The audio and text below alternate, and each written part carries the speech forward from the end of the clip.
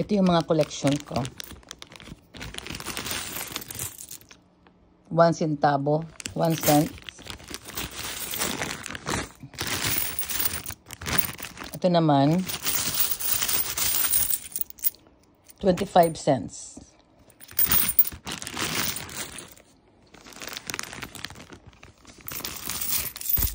$0.05.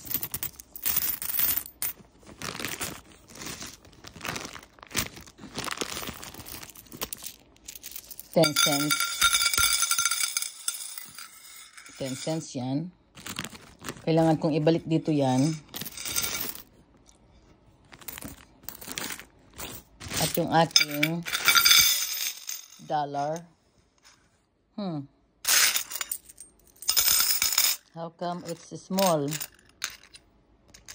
Almost 200 na ito ah. Lumalakad ang aking dollar.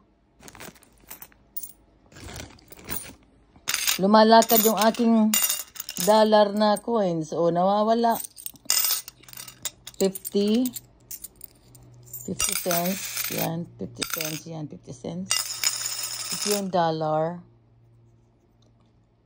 Maraming ako dyan, collection na luma. Pwede kong ibenta ng 200.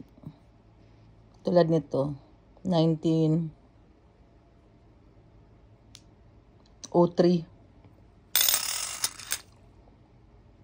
Ito bago yan. Meron akong luma ditong 19 something.